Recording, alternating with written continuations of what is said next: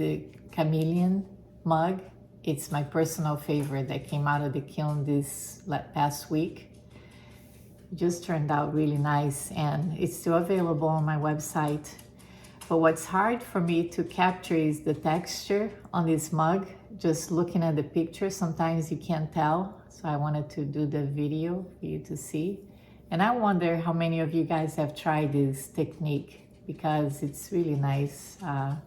I don't think the pictures do justice because it's so tactile. It feels really nice to touch. And the colors are so vibrant. This is all stroke and coat. And the lines, I used a liner brush with my mixture of sesame seed oil and black iron oxide. And it turns out the real dark brown black color.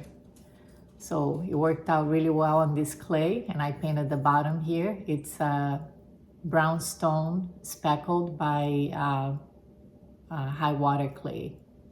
It's a real nice speckled clay that I'll be using more. Also, I have an announcement to make. I was invited to be a featured artist at Charlie Cummings Gallery next year. So I'll be making a lot of pieces for them. And I believe it will be on their site by May, if I'm not mistaken. I think that's the date. I mean, that's the month that's gonna come out. So you'll be seeing more of this technique that I'll be doing. I'll be sharing with you. And just wanted to wish you all a Merry Christmas and a Happy New Year. And let me know what you'll be doing. And if you want to try this, let me know if you have any questions. It works out really well. So this is the ornament that I painted. So the only thing I put this, because it was a test, and I didn't want to risk hanging that on my wire loop because I had other pieces close by. And I thought if it would fall for some reason and it would touch one of my mugs, I didn't want to risk it. So I put it on stilts because it was a test. But then the glaze got a little bit into the stilts, you know, the little metal pieces. So I had to grind off. But it's okay because it's just a test piece, and I'm gonna keep this one. Hopefully next year I'll be making more. But look at the line work, and everything else just works out so well. And this is on porcelain frost. So I know that I can make mugs now on this, on porcelain, and the colors are so vibrant on porcelain. So I really like the results. So let's get to my video. So here, as you can see, I already have my design on the mug. I just free-handed my design using a pencil, and I have my mixture ready that I made on that tile that you can see there. I like to make a new batch every time I paint a mug, and this time I was doing 2 mugs and one ornament that I was doing as a test on porcelain. So I used the tile and I put the sesame seed oil, which is the new oil that I'm using now, mostly because of the smell.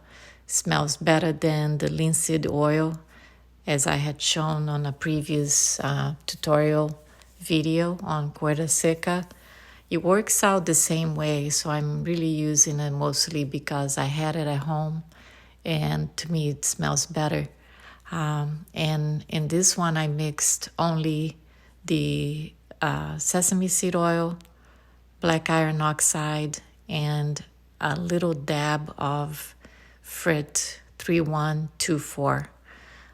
Very little. I went with the palette knife that I used to mix the mixture on the tile. I just went with the little tip of the knife with the Frit, so that's very little amount. And anyways, the knife is a really good tool to use for mixing.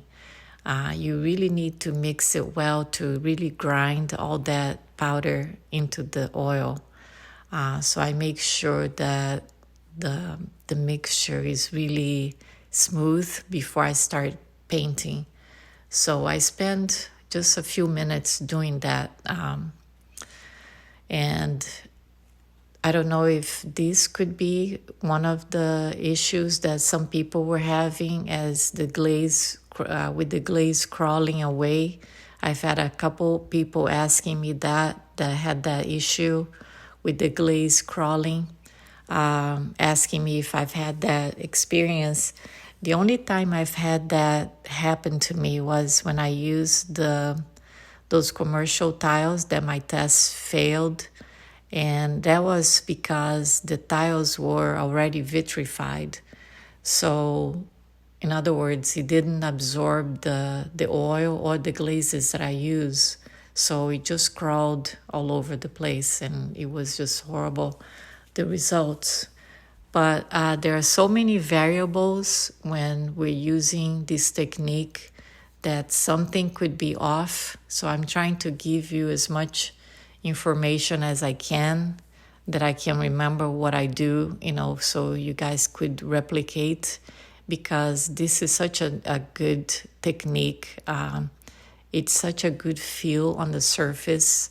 And like I said on my video on the beginning, is hard to capture that feel on a picture. So only when you touch and you can really feel the texture, the bumpy, smooth texture, which is really nice.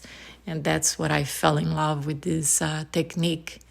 And the colors are so vibrant from the Mako stroke and coat, which is what I use.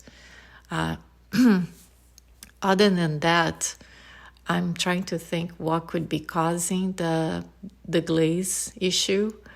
Another thing could be the amount of oil that you could be using that maybe is not right. When I mix the oil, and I kind of eyeball it now, I don't even measure anything, but I start with just a little bit of the oil, like a few drops, and it becomes like a paste, and I'm mixing with the palette knife, and then as I can see that it's getting really smooth, I add a little more, so it's more like a creamy texture, not really loose with so much oil, but not quite a paste either. So it's kind of in between the consistency of the oil mixture, I guess. And then it could be the clay body that you have to test. That's my recommendation, is to test, because I do a lot of tests as well. Make some tiles with different clay bodies that you use. Like I use porcelain, and I'm using some new stoneware as well. So I made different tiles, and I just test any kind of easy design on the tile. And then you test the tile standing up. And what I do is I put the tile leaning against one of my shelf posts. So it's vertical, so we'll mimic a mug or a vertical surface. And that way you can test the different clay bodies with the oil. Also, if you want to try different oils like I did, like I said, I didn't see a difference in the oil, except for really the smell that I like better working with the sesame seed oil. Some people even use olive oil. I haven't tried that yet. And I was pleasantly surprised that this technique worked really well on porcelain as well. So I tried the ornament, is the porcelain Laguna Frost porcelain, which is a really white porcelain, and I was really glad that it worked, because I really thought that it wasn't going to work, because glazes tend to be more drippy and move more on porcelain than stoneware, and that's why I thought it wasn't going to work, but it did. So I was very surprised, and everything looks better, I think, on porcelain. Like the colors are really bright and vibrant. So as you could see on the little ornament, they just pop. So I am excited to try making a mug, on a porcelain mug, and using this technique. So that would be my next thing, and I'll be sharing the results with you guys. But Yes, for the problems, I really don't know what else to tell you except for testing. So here I'm just showing you that I made a mistake on the line. One line was really thicker than what I would like it to be. So I'm using my Sgraffito tool to make the line a little thinner. So that's how I can correct a mistake. Yeah, sometimes I get when I load the brush onto the oil, if you're not careful, you can have like a blob of oil that stays on the brush, and when you go to make the line, that can just come out really fast, and that's how sometimes the line comes out really thick. So when I'm not really paying attention what I'm doing, like especially if I'm making a video, it's easy for me to get distracted and not really see the amount that I am using to load the brush. So there were a few times here that the lines came out a little thicker than I like. So again, I used that Sgraffito tool from Diamond Core Tools. It works out really well. And this brush that I'm using, the liner brush, I'm gonna put the links of the stuff that I use on my description. I believe I have posted that brush before. It's an H0 from Oriental Art Supply, and I'll put the link in my description. It's a really nice liner brush. I really like it. So at this point, I am going to speed up the video so I can show the rest on how I glaze as well.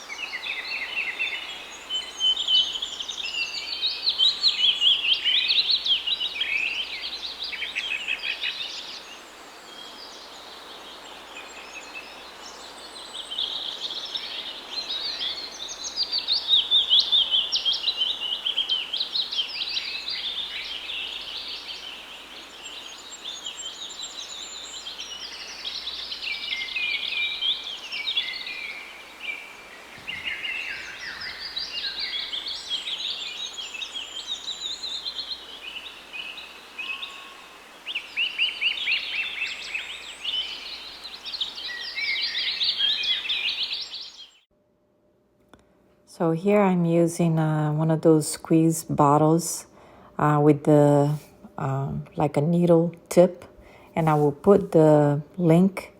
I actually recommend another one that I have gotten from Amazon, which is really soft. The plastic is really easier on your hands. This one, I got it from Clay King, and it's a pottery supply, online pottery supply store. And it's a little harder to squeeze, even though it's a thinner, almost like a pen type squeeze bottle. But I do like the other ones that I think I used that on the next video on the other mug.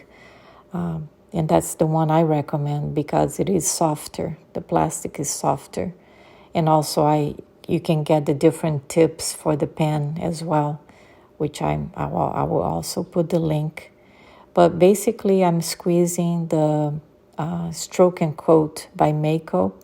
Those are the glazes that I use. And you just put the colors on the bottle that you're going to use. I use a lot of greens for the leaves. And what's nice about this technique also, you can mix the colors and they all kind of play well with each other. You can put in like using on the same, let's say on the same leaf, I can use different greens and it gives a real nice touch for like highlights or shadow. Instead of you can also use one single color, but I like to mix. Like for this chameleon, you can see that I use a lot of different colors. I use the outline close to the edge on the top. It's like a red. It's actually called Tutu Tango. It's a reddish color. And then towards the bottom I use the blues and greens, yellow. So you can mix all different colors and it all play really well together. So here's the other mug that I'm showing here on this monstera leaf, how I put like paint partially with one darker green color, and now I'm adding another, it's a lime yellow or lime green color, which is really light. So I paint a little bit closer to the middle with that, and then I do the other side of the leaf with all the light green. So it looks like there is a highlight on that side of the leaf going a little bit slightly to the other side. So you can do really a lot of stuff with the different color glazes on the same design. So that's what I like to do, and that's what I'm showing here. And that is the little bottle that I mentioned that I like more. And that tip is actually a tip used by dentists, I believe. I bought a whole big bag. It was really cheap. And I'll put the link as well with the gauge of the size of the needle that I use. It goes nicely on that bottle. And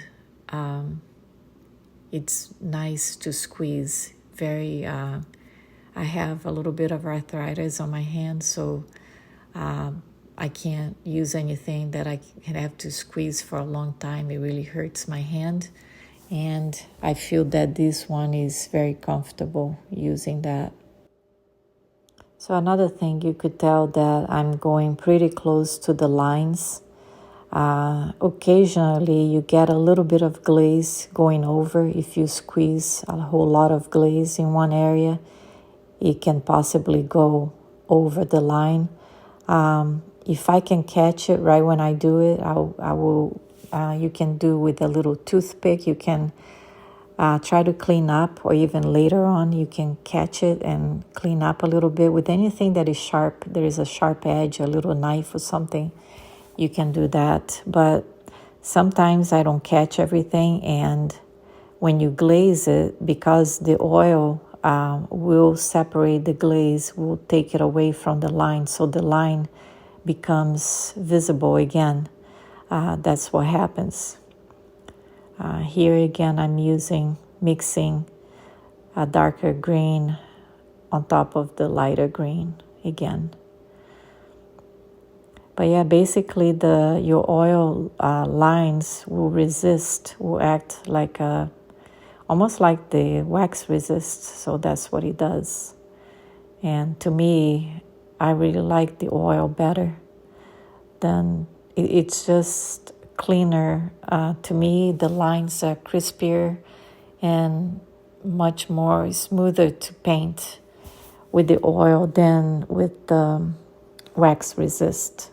Because I have tested several methods, and that's just what works better for me. But that's not to say that it's what's going to work better for you. So I'm just showing you my method. So I am going to speed up the video so we can see it all the way through the end.